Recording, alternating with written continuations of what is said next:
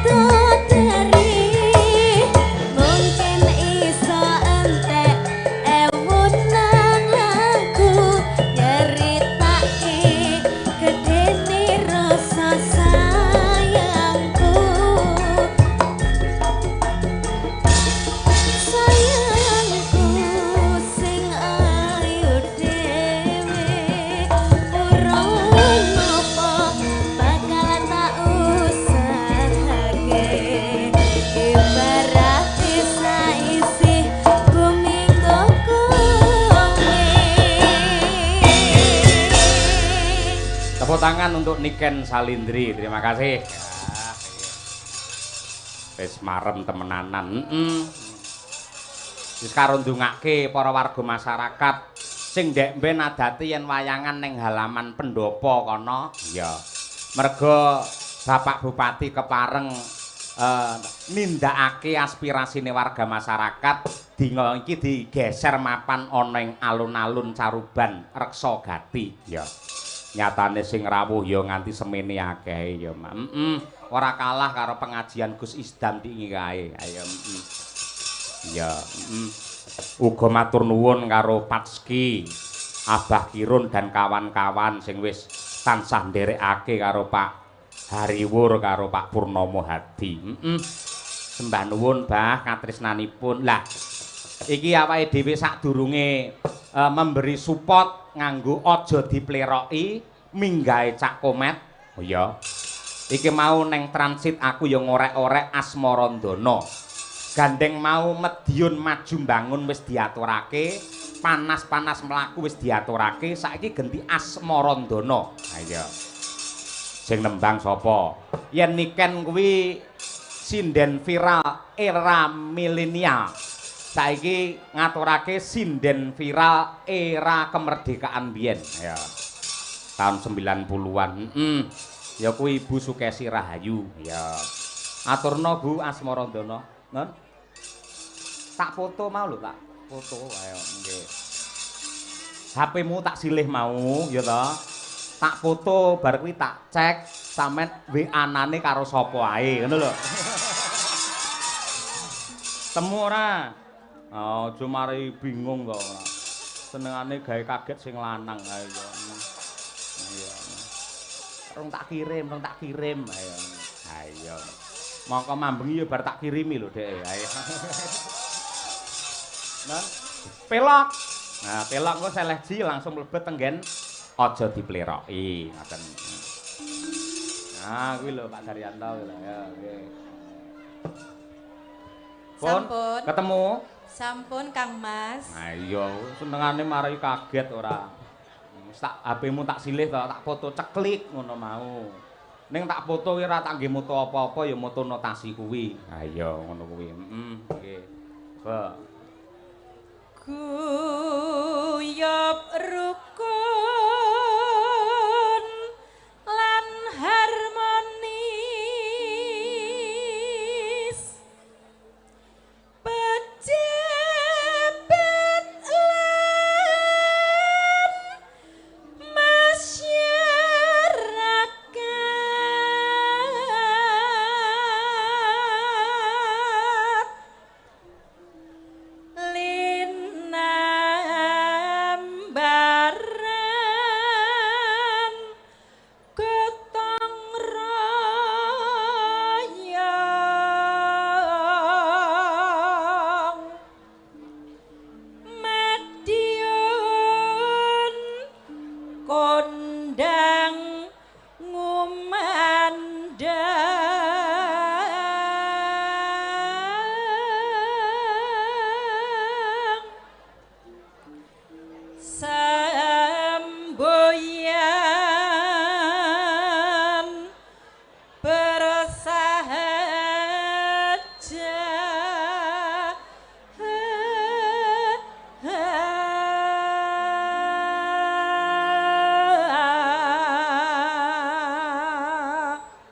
semboyan bersahaja sesarengan kalian sinten Bu Kesi?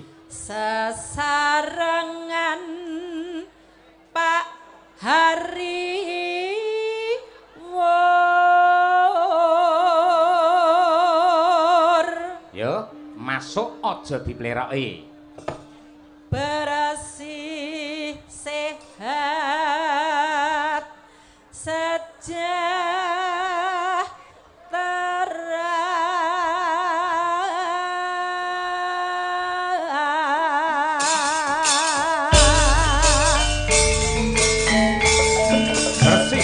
sejahtera ya.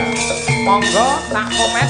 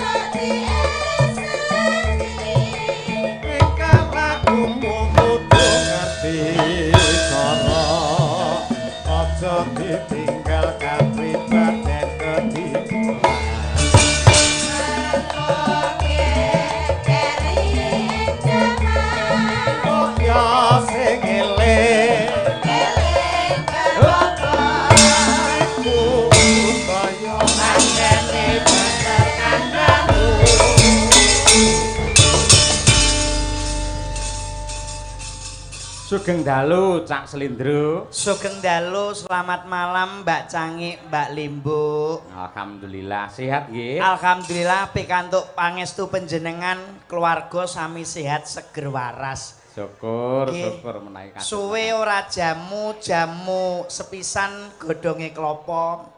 Suwe ora tau ketemu dalu punika saged panggih kalian Mas Cahyo. Alhamdulillah. Luar biasa pada malam hari ini nggih Mas Cahyo. Pripun? Wah niki hari jadi Kabupaten Madiun pun kula damelke pantun, Pak.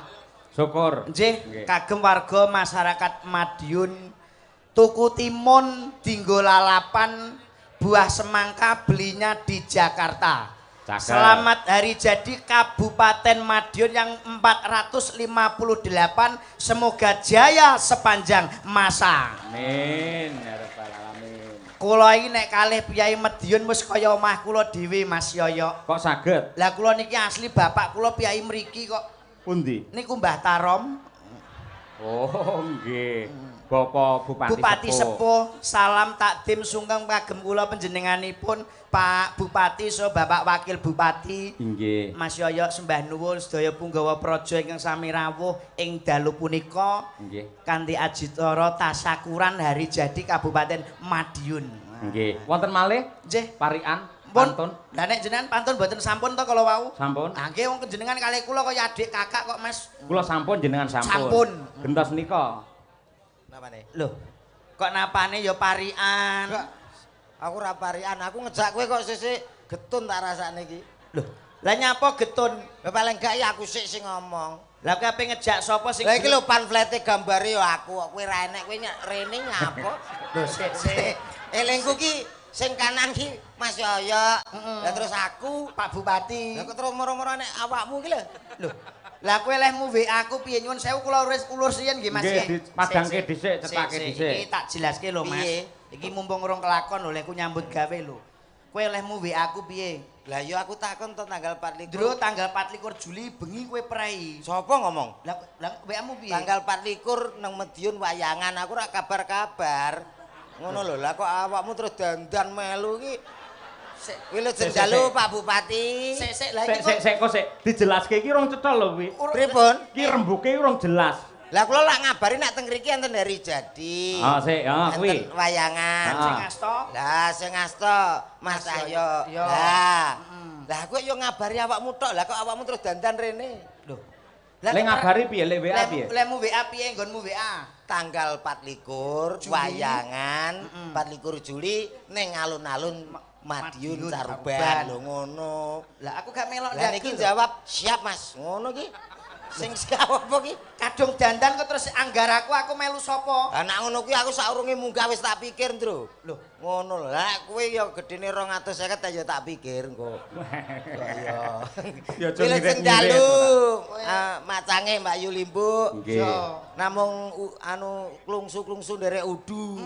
Dedonga. ndonga apa? Dalu punika mugi-mugi masyarakat Madiun sesuai dengan namanya Madiun. Nggih. Madiun saged mandiri, masyarakatipun guyub rukun Allahumma. Amin. Amin. Yen bab guyub rukun ini sedaya sampun ndongaaken. Nggih. Pak Bupati sampun, Pak Wakil sampun, kula nggih sampun. Aku ya wis rampung wae lah tak ndongake ya Mas ya.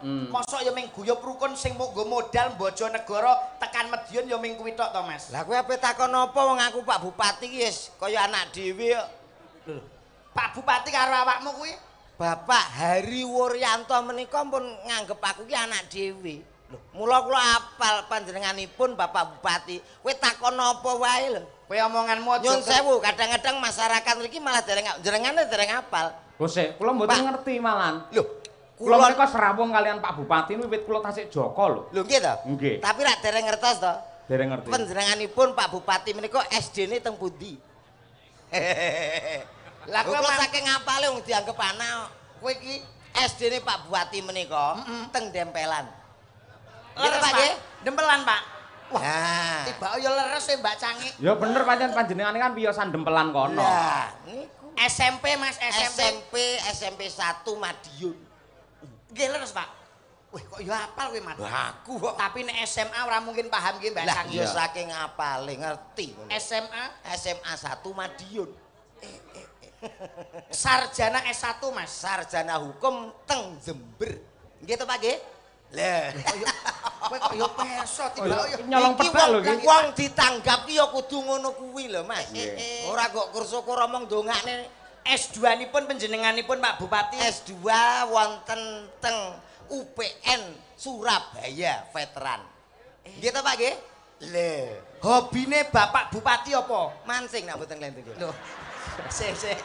Kowe iki nek iki ra jelas aku nek iki ora percaya. Lah ki nyapo takon Sing hobine mancing iki awakmu. Iki kok Pak Bupati selalu dekat dengan rakyat to nggih Mas Yoyo. Leres nggih, Ini selalu keliling nyambangi warga masyarakat. Oh nggih. Ini adalah Bupati Kebanggaan Kabupaten Madiun, Mas. Madiun, betul. Kalau Kabupaten Madiun itu sudah jelas kriterianya 5R. Apa niku? Kudu pinter. Nek panjenenganipun Bapak sampun pinter, cerdas nggih mboten, Mas? Nggih. Bener, Bapak itu selalu bener. Tur bener. Mesti nek wis bener, biasane Bapak iku kober tilik wargane menyempatkan. Sing pungkasan Bapak ora bakal keblinger. Leres mboten, Pak? Oh nggih.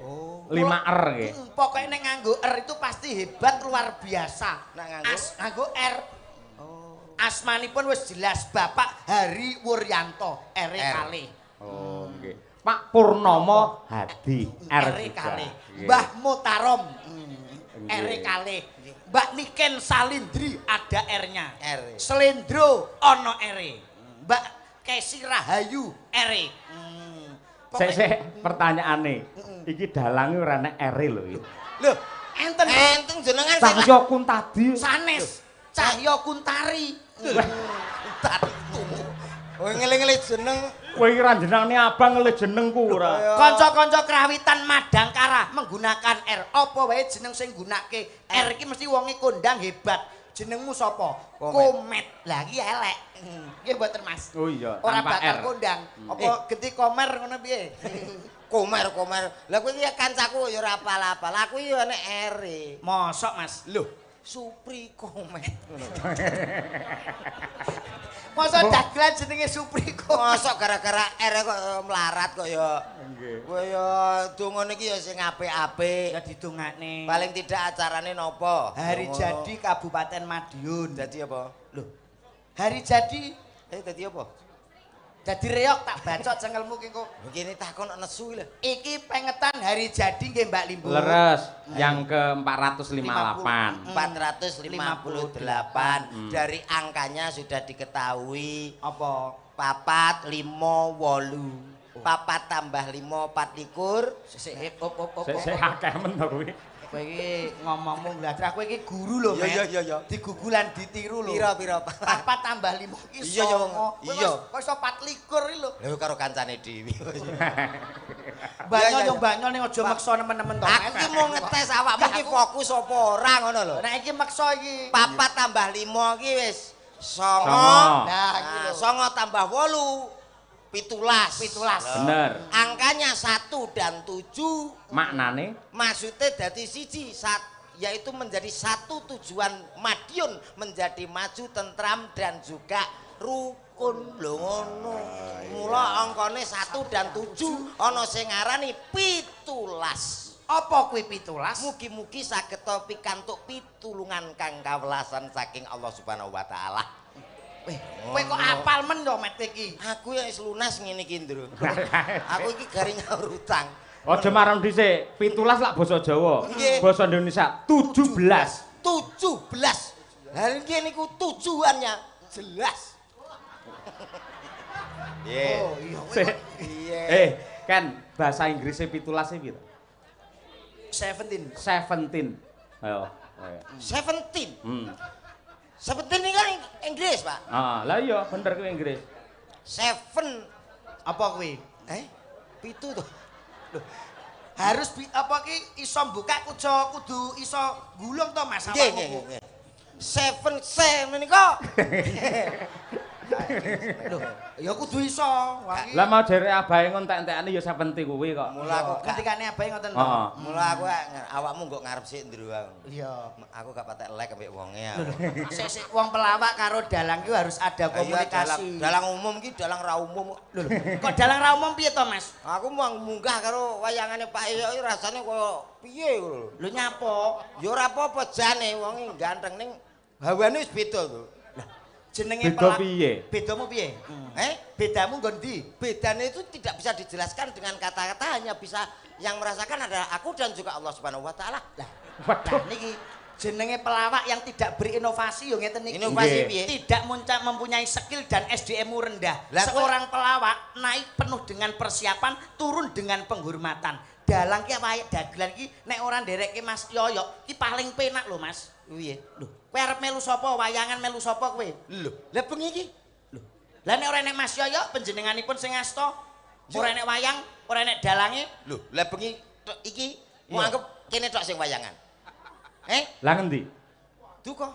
Lho, Sik to. tak kira kok lek job nganti double balekke ngendi ngono. Kowe iki aja nyepelekke dalang ya, Mas. Nyapa? Dalang ki tanggung jawabe abot, tanggung jawabe berat. Lah, Cara terangno. numpak bis iki nyuwun sewu lho Mas Komet. Cara numpak kendaraan bis panjenenganipun iki kaya supir kanca-kanca yoga awake dhewe iki penumpange ana minggo elek apike kuwi gumantung dalang. Aku berarti Penumpang. yoga-yoga. Iki padha karo penumpang. Sinden. Penumpang Penting di. penting sopire. Yo ora yo penting penumpang. Kok iso? Lah nek supir nek kendaraan nek penumpang hasilnya kondi. Ayo apa nyupir ngalor ngidul nek penumpang ngono. Oh, Terangno penting. Ndro, piye kuwi karepe kuwi? Penting iya lho penumpang. Mulane kanca mbiyo mbok pegat ki ku apa. Sik omong angel ora karuan iki yo. Anane tak pegati modho. Golek sing murah. Layangan kok sing gelem Omongan. bakal aku tok ya ora. Iya. Maksudnya iki ngene ya Mas. Nyapa? Nyuwun sewu tanggung jawabe seorang dalang itu berat. Mas. Ngerti. Kudu iso nguripke pagelaran. Kok kowe nyepelekke dalang aku sing ora nrimake. Dalang abot. Abot. Lah kowe apa tau ngerti dalang teko kok nggo tebok dhewe. Dalang enteng gari teko terus ngono tek ya. Sik, rene Met, rene sik. Ah, megah. Aku gak Rene. melu ki. Wis, Kowe- kok wis mati uripem bengi ki kowe. Lah, wis Aku tau didoni dalang Kowe kok nyepelekke dalang. Pripun? Lah pancen debok iki dalang endi to sing gawa dhewe ngangkat dhewe lak ora ana. Sing dikarepne slendro abot kuwi gaweane. Nuwun sewu. Nggih. Aku ki sewengi utuh. Sampeyan lak gur limbukan utawa bar kuwi gara-gara tok. Nggih. Aku kuwi wit jam 09.00 nganti menjelang subuh. Kuwi cerita terus, pikirane mubeng, mripat nyawang, lambe omong, tangan serakatan, sikil njejeg keprak. ngempet nguyuh. Lah jenengan cerita ngoten lha napa niki meneng ae napa niki mboten mikir mboten melek suwengi. Niki nggih melek. Iki yang kepepet, nguyuh entuk, pengrawit entuk. Lah Dalang lho jenengan mbok titip. Ngono ora kreatif. Apa nanti nguyuh titip aku lho. Ora kan iso to. cara ngendi yo dititipne lho. Lah napa diselang? Kowe ngawur lambemu lambrojo. Diselang tak turuni ning kowe ya. Kowe ijo ngawur lho Mas. Napa? Mas Yoyo iki sampun haji lho. Kowe nek disedake bakal njaluk apa kelakon kowe. Aja ngawur gak trimo aku. Dalang mbok sepelekke kowe nek ora enek wayang ora enek dalang arep melu sapa? Lho, baru ngono Mas. Lho.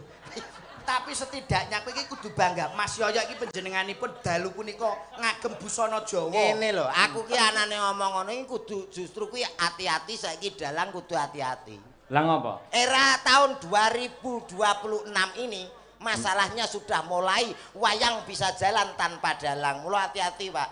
Kudu tetap belajar inovasi kreatif. Piye carane wayang tanpa dalange piye? Ora enek ya Mas. Jenenge Enek, wayang iki mesti ana dalange. Heeh.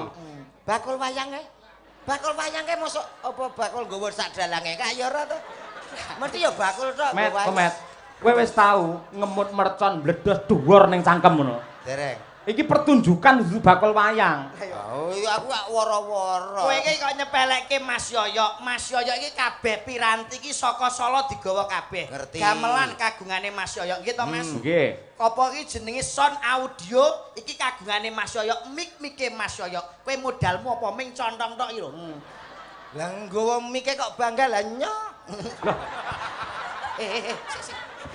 Kose to? Kowe iki ndagel nang kene modalmu lak tutuk omong. Mongko yen omong sik mikir gene. Ayo. Wis saiki ndagel lho. Ndagel, Aja kowe dikemi. ndajal, wis. Aku Mas Lendro aja dik. Saiki salam karo para pelenggah. Ora masalah. Terus. Bapak-bapak, ibu-ibu. Matuk. Loh, Weh. ngawur iki jilake kok mulih. Lah iki sing nggawa aku. Sing nggo Mas Yoyo. Heh. Nyileh sedilo. Loh, lek nyilih iki kudune kan menghormati karo sing disilih. Pamane ya aku nyilih dhuwit ning sampean Mas Komet. Kan mendhi kula nuwun, nun sewu Mas Komet. Kula sowan mriki, heeh, karo isi-isi ngono ta. Badhe ngampil artanipun. Kowe nyilih meku lho, kok iso malah ngelok-ngelone aku lho. Mak padakne aku bakul wayang iki karepmu piye? Ayo ndodok njaluk ngapura ayo. Sikile sikile piye? Sing tengen. Sikile. Lho, sikile. Aku nggo sikil. Aja nyilih miku. Hei. Iki mike Mas Yoyo, sikile. Sikile. Halah, sikilmu iku lho. Maksude sing ngarep sing ndi sing ngarep?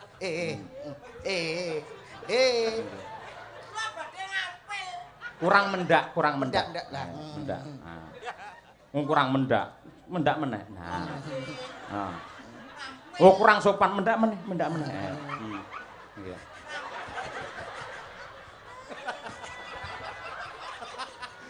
Iki jane dagelan Paula. Aja nyepelke. Piye ngambil sing apik? Ayo. Nyambut mikipun, Pak. Nah, ya. Tahu bulat. Bareng disilih nyepelekke to. Nggih, matur guyon apa, Pak? Sik ngene, Dalem, Mas. Nuwun sewu Mas Lendro kali Cak Komet. Nggih. Gandeng Bapak Bupati menika lak piyayi budaya. Nggih. Nggih. Mesti rena ing penggalih Nggih. lan kula kali panjenengan mewakili warga masyarakat Kabupaten Madiun Nggih. untuk menghibur dumateng para lenggah sedaya. Nyuwun kanthi sanget Bapak Hariwur, syukur menawi kalian Bapak Wakil Bupati Nggih, Pak tindak wonten ing pepanggungan. Wah, nggih. Para lenggah setuju nggih para penonton? Nah, menika. Setuju. Suara rakyat adalah suara Tuhan iki. Nah, katur dumateng Bapak Bupati kalian Wakil Bupati. Monggo katuran Sik, jengkar tok. saking paling tumuju wonten ing. Rungokke Mas Yoyo le ngendika iki lho kesusu. Len nyarke Nggih. zaman modern saiki iki. Aja ngono kuwi wis lumrah. Kalah apik sampean karo Pak Gayeng. Wis cara modern iki piye carane? Cara dangdut met dangdut. Nah, Ndang itu gaweanku apa? Wis ora. Aku biyen rung nang wayange dangdut. nah. Bagian apa met? Kerek panggung iki. Yo. Spesial dalam rangka Hari Jadi Madiun Toh. Kita sambut salah satu nomor satunya Madiun. Ada Ada siapa dia? Yo, loh Pak Bupati kata yo. Kok yo iki lho, mbok kira biduan apa piye? Lah jare dangdut lah nek kulino artis kata yo. Dangdut yo dangdut tapi muku kakean lemu guyu kuwi. Oh. Yo Mas yo. Nggih. Kakean niku. Siti ae. Baik saudaraku semuanya, Lah ngono lho. tak panggilin salah satu nomor satunya Madionco. Ada siapa dia? Jare kon sithik. Lah sithik iku yo kesithiken niku sedengan ngono lho Mas. Mari kita. Yo. Aja yo. Kamu ya. Ngapunten lho Pak Bupati. Mohon izin Pak niki. Mboten golek dhuwit Pak. Iya. Yo duit sapa kok golek duit. Engko menawa kowe. Ayo. Yo. Engko Pak. Nggih. Slendro Mas, coba ya. Ciri khas Piyai Madiun ya, panas-panas mlaku, engko nembang bareng kalian sedaya para warga masyarakat sing rawuh mriki. Ya. Monggo kula nyuwun kanthi sanget Bapak Bupati lan Bapak Wakil Bupati tindak wonten ing pepanggungan. Ya, panas-panas mlaku. Dados.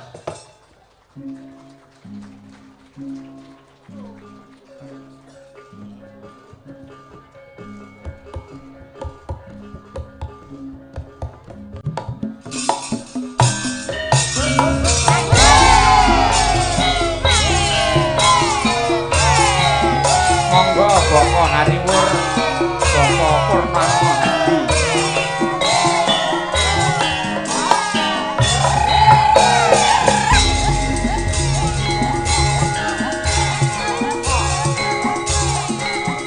Monggo para penonton nembang sareng-sareng untuk hari jadi kabupaten kita yang tercinta. Ayo. Monggo Bapak Ibu. Panas-panas laku orang payu sandale diseret lamaane mengko Surabaya geger musingen Madiun Jakarta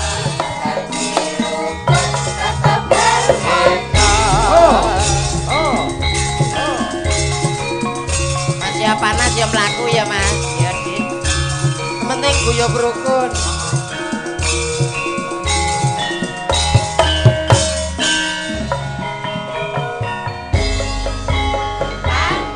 panas mlaku ora nggawa payung sandale diseret lamaane mesti Surabaya geger musinen Madiun Ciami rukun tetap harmoni.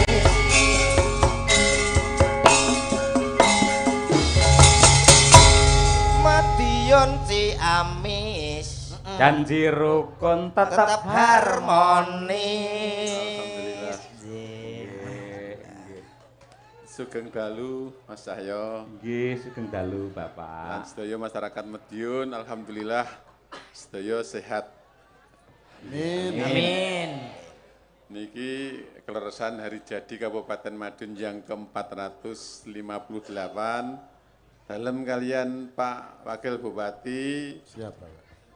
Insya Allah siap memberikan pelayanan terbaik kagem masyarakat Kabupaten Madiun. Amin.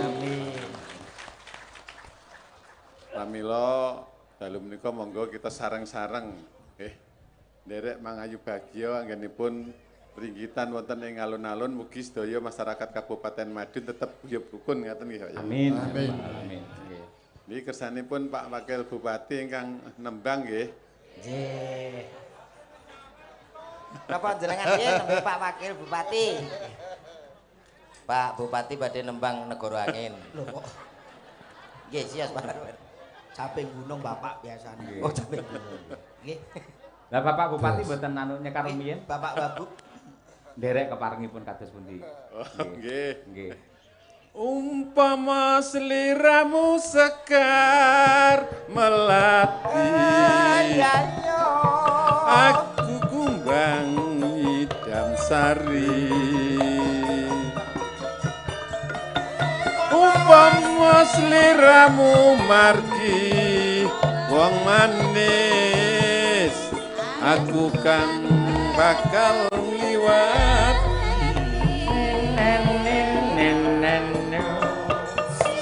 seni tangeluku semono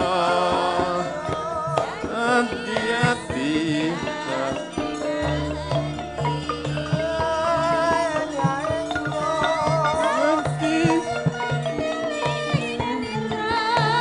rinoso karo rasaning driya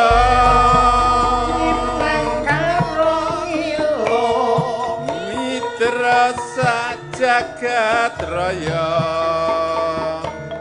kalingono ukir lan samudra ora ning aduh tadi hati selawase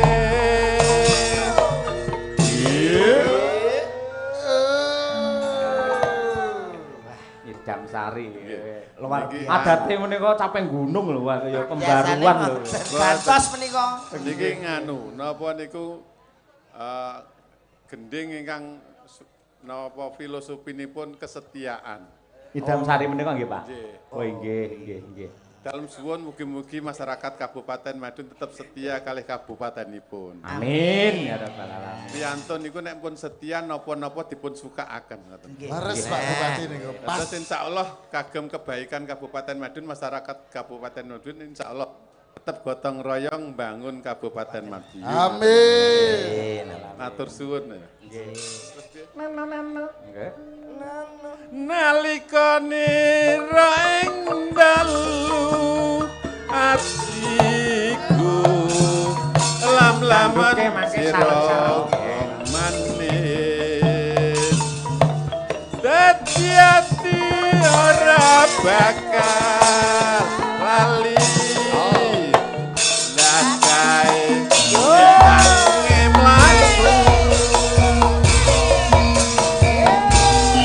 berinovasi dan berkolaborasi untuk Madiun bersahaja.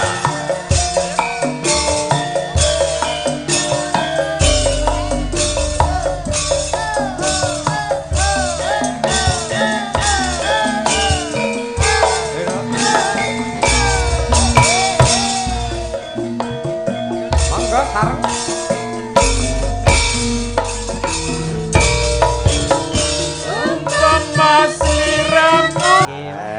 Yai budaya nggih. Lho Nduk, kasembatan to Nduk niken sowan ning hari jadi sampean. Alhamdulillah matur sembah nuwun kagem Kang Mas Hariwur kalian. Lho kok Kang Mas iki Bapak. Piye to, Bu? Nggih leres Pak, leres nggih, leres nggih. Bapak iki. Kalian Pak Pak Pur. Wakil. Adik Pak Wakil Bupati. Bapak Purnomo. Purnomo enek lagune. Piye sing lagune? Purnomo pedet Piye to kae? Kae beda kae Lamongan. Kae tukang nambani ya padha karo bapak iki. Iya. Oh, Pak Beliau itu juga baik. Baik. Nambani kayak sampean-sampean Kowe kuwi. iki. Pak Pur ya padha wae, bapak iki ya nambani. Nambani para masyarakat yang ada di Madiun Madiun. dan sekitarnya. Nambani kaya sapa? Sampean-sampean kuwi. Lah kok rumah Ria? Loh, Pak Pur sing Lamongan kae kan Sampean-sampean kuwi berarti sampean ora mek sitok berarti sampean-sampean. Lho, Bodo gendengi lho. makasih. Sama-sama. Lagi wah. Dan niki kagem Kang Mas Murjoko sampun rawuh. Inggih, wiwit sonten no. Nggih. Matur sembah nuwun sanget sampun dugi dateng mriki mirsani acara malam hari ini di acara hari jadi Kabupaten Madiun yang ke 458. 458. Nggih, alhamdulillah mugi-mugi Kabupaten Madiun tansah pinaringan guyub rukun. Amin. Lestari. Amin. Terus apa malih nggih, Pak? Ya diberkahi dening Gusti Allah. Amin. Petanine muga-muga tandurane dadi tikuse ndang minggat. Minggat. Ah niki ngeten budhe niki Ken. Iya. Nah, Sik kok budhe lho ngawurmu ku lho. kono Kang Mas ku dile. Kaya budhe Ngersake Pak Wabub menika duet kali Mbak Niken. Mbak Niken. Nggih. Lagune napa? Ah, mentem wedokan. Walah Lintang asmara untuk mendum-wedokan. iki padha karo ngendikane Bapak Bupati, filosofinya kesetiaan dalam berpasangan. Ya, contone. Contone kaya Bapak Bupati wau oleh nembang Oke. ngaturke tembangipun wonten Nidam Sari. Heeh. Bapak Wakil menika Lintang Asmara. Lintang Asmara. Kesetiaan dalam berumah tangga contone Mas Yoyo. Nyapa? Garwane diderekke. Derek terus. Didereke mergo kae nek gak nderek kae nakal. Ngono. Kae wis ganteng laris. Mesti kaken pola. Mula dikontrol dengan panjenengane Bu Kesi. Met, komet. Napa? Rene takmut raimu ini. Oh, Ngene lho, sing dikersake Nyidam Sari malah tentang kesetiaan. Kesetiaan. Lintang Asmara juga sama. Lintang itu lah bintang. Bintang ini kiblat penentu. Iya. Kiblat lan go keindahan di malam hari. Asmara adalah cinta. Iya. Artinya beliau berdua, Pak Bupati dan Wakil Bupati, menjadi kiblat keindahan Kabupaten Madiun yang tercinta. niku pun positif nak Pak Bupati kare Pak Wakil Bupati. Berpasangan yang wong niki wau sing dibuka jenengan kok. Hah? Lah nyapa kok setia buka muga sing sing garwanipun nderekke terus. Nek iku mboten masalah setia, nek mboten nderekke jenengan mendak minggo. Dalangane aris, ganteng. Wah, engko nak kene sing kontrol bahaya. Lah bojomu kok ora melu? Hah? Bojomu. Lah aku wis los dol. Nggih. Sapa ta sing gelem ya? Iya. Nggih, apa ya? Kaya jujur ta iki. Enggak Pak, Monggo Lintang Pak Asmara. Purnomo. Wah, Monggo, nggih. Mas. Kuwi lho kan disiapke arep duet karo jenengane sepatune putih anyar iki Pak Wakil Bupati. Oh, nggih, Pak. Nggih, nggih. Wau mbisiki kula kleru karo weke bojoku Pak. Lah, komet nggih ngoten kok Piye? Sepatune anyar niki warnane ireng niki, Pak.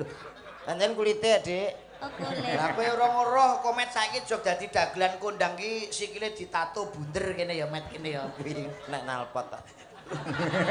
Tato. Apa ya kuwi? Kena apa tak kira ditato. Biasa pekerja keras iki ya ngono.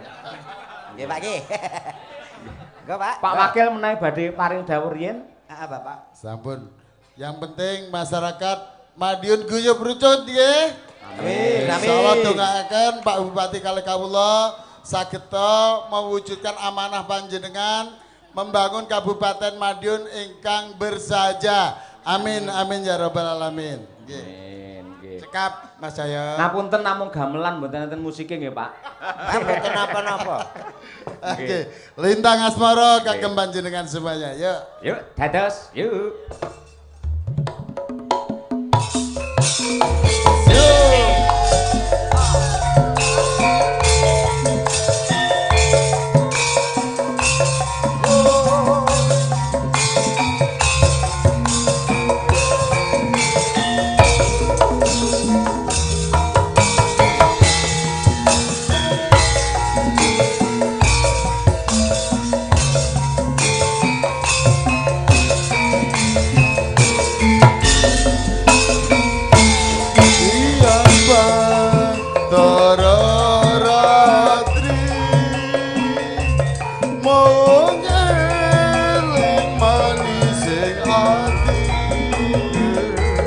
Setiaku bisa handuweni marang sang dasulati.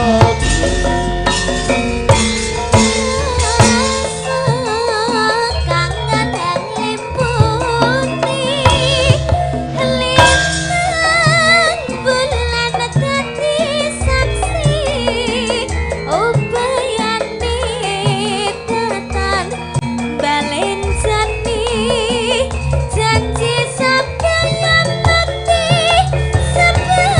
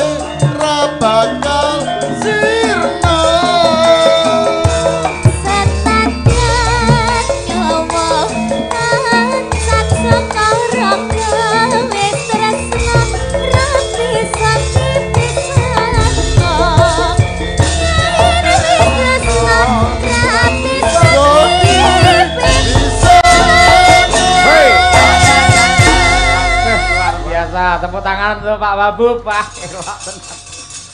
Nggih. Kak semanten. Nggih, sembah nuwun Bapak Bupati. Nggih. Nggih, matur sembah nuwun Kang Mas. Sembah nuwun Pak Wabu, Pak. Pak Pur, Pak Bupati, sembah kasuwun sehat selalu ya Mas Komet. Heeh. Dalem Pak Babu. Napa niki? Mboten jenengan swantenipun sae ngoten dadak maringi. Pak niki napa to Pak? Kula malah ewoh Pak. Met aku ora bayar gak apa-apa Met, wis ditomboki karo Pak Wabub. Nggih. Ini Hahe koordinator iki. Lah yo ilang nek iki. Awakmu ndi ya wis ora? Apa? Enggak.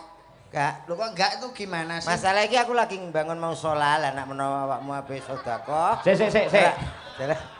Kok sik to? Pripun? Iki mong sing nembang sinten? Pak Pak Wabu. Pur, Karo? Kali Mbak Niken. Ah, sing maringi arta sinten? Pak Wakil Bupati. Pak Wakil gandeng Pak Wakil nembangi karo Niken iki apike amplope nggih Niken apa nggih sampean? Tadi Pak Wakil bilang gini, Pak. Pripun? Kalau nanti ini di dom ya, tapi yang di bahasa Inggris kok apa sih saya kok didum lho. Dibagi. ini nanti di dom sama pengrawit sama sinden, tapi yang dibawa sama Komet buat panjenengan, Mbak, gitu katanya. Met, Berarti sing tak gawe iki nggo sampean. Iya, katanya gitu. Lah iya tak gawakno. Iya, makanya. Loh, Kok raimu elek ngono? padha rambadroke ta. Diomong ya. Angger enek-enekan iki aku. Selamat malam, Dik. Sik to, ora entuk akhire sampean. Dek, mboten. Nyanyi ora. Lah iki Mas Yoyo lho jelas Met. Nyanyi. Sabar Met. Saestu. Tulung gandeng bendarane Bu Kesi, tulung kekno Bu Kesi. Oh, gitu.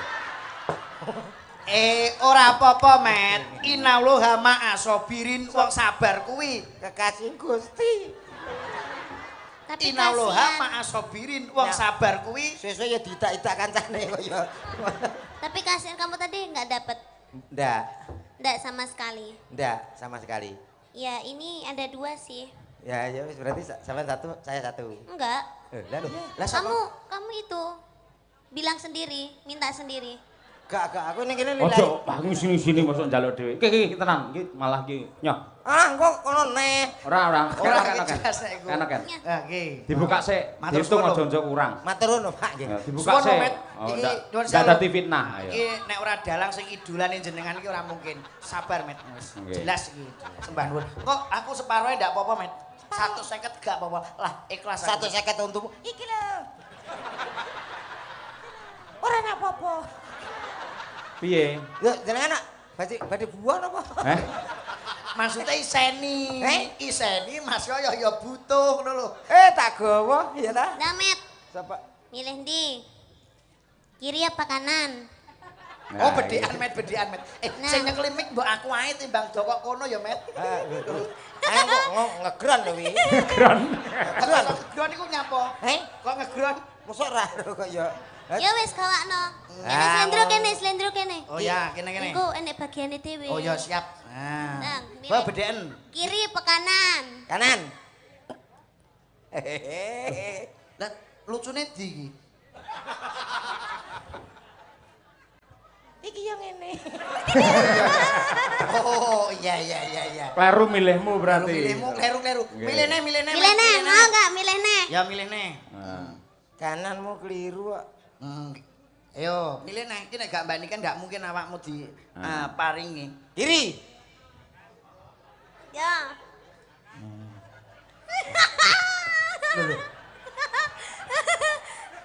Piye? Jelas iku Met. Iya.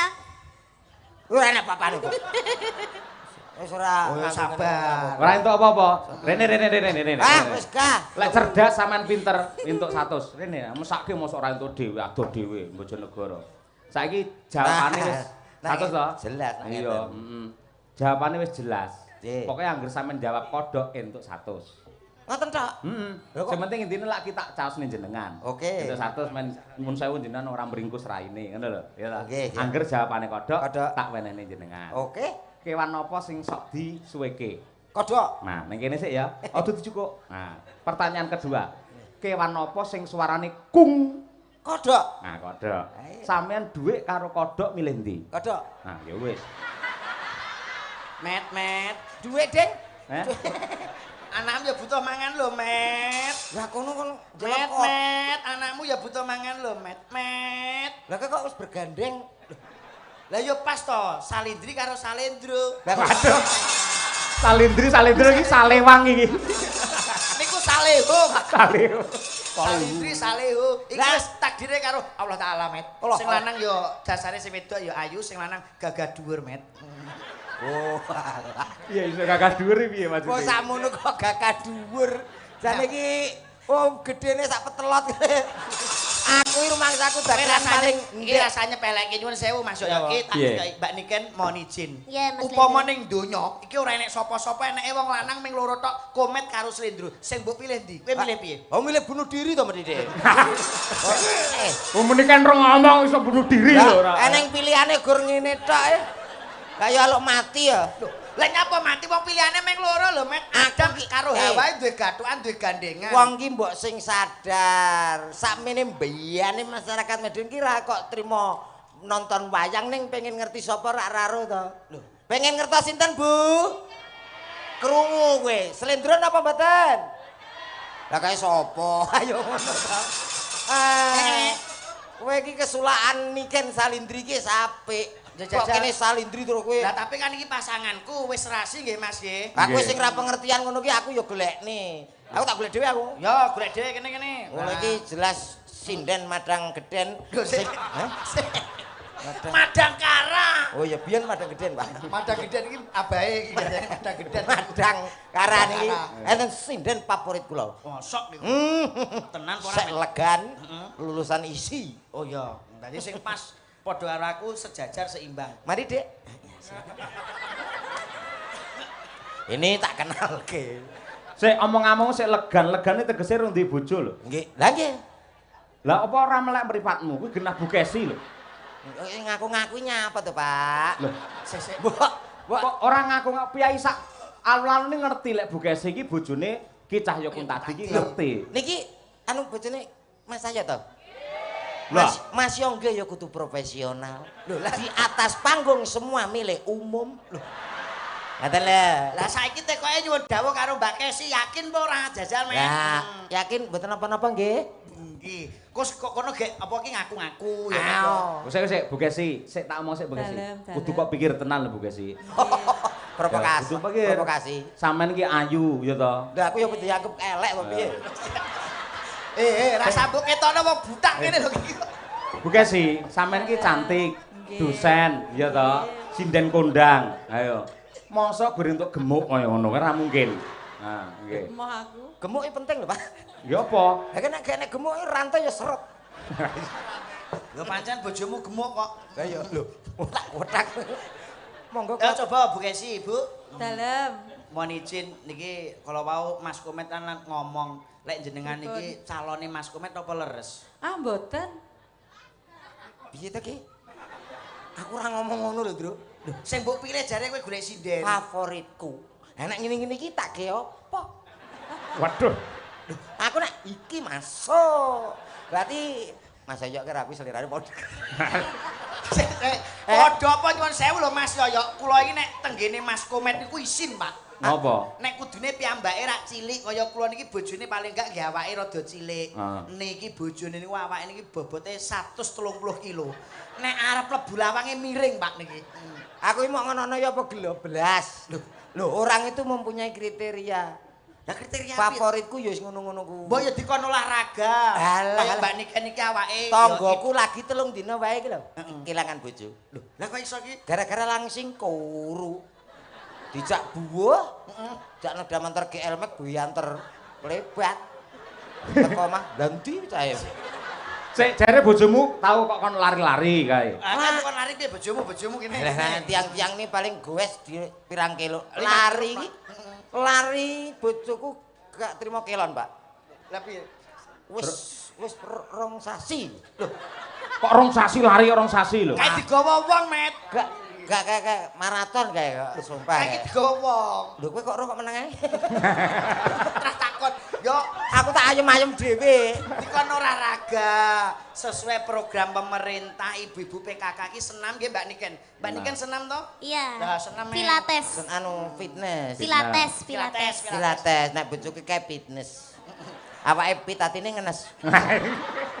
Dadi aku nek buahne sikon nggo nguri ya, gak melu ngono. Nek isoe bojo pegaten emet wis elek bojomu iki. Iki piye bocah kok? Elek bojomu kula isin mati kanca niki. Dosa wae. Bojomu pegaten ae nek aku. Kok pegaten kita waplok pisan wae. Iki guyon ya guyon dirungane para panggawa. Lho tenan lho. Waduh.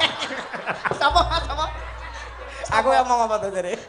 Dirungane sapa? Para panggawa. Wis pegaten nek kliru sithik. ora cocok karo kanggo kowe iki ya. Nyapa?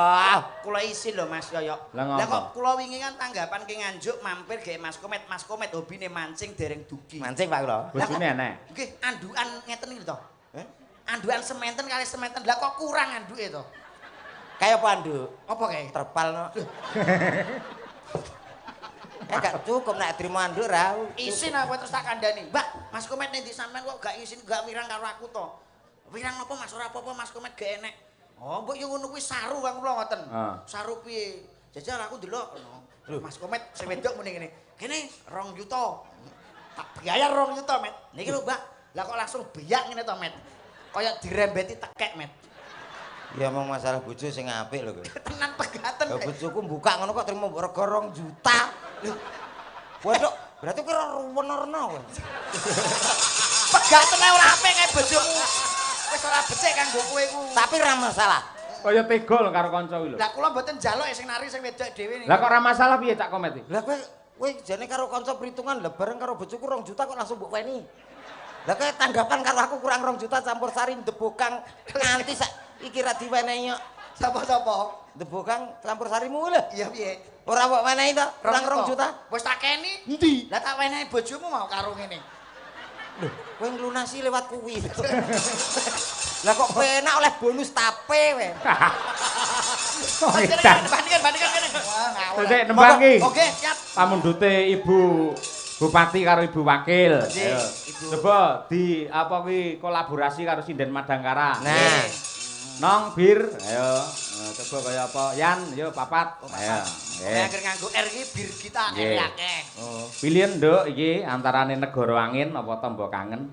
Sing penting aja negara api omahe Avatar kuwi. Negara api. Negara Angin? Oke, ya diaturake ben jumeneng. Ayo. Ayo coba kaya apa? Negara Angin. Yo nduk berdiri cancos.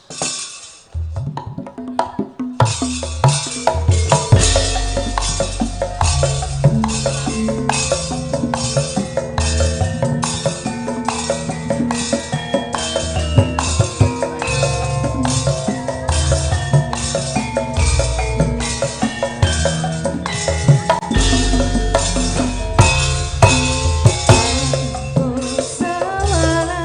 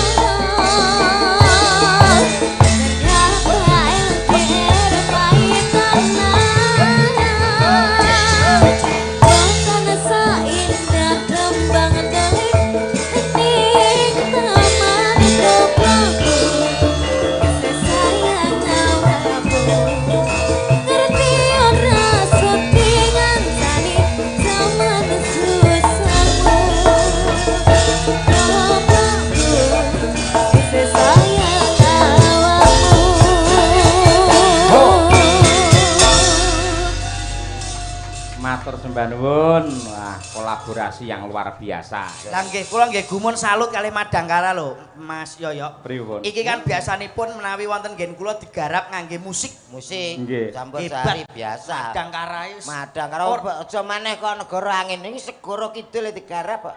Lho segara kidul lagune Mas Deni sing terbaru iki. Heeh. Lagune sing piye ku, Mat? Sing ngawur lah mengikuti Gen Z ki ngono kuwi.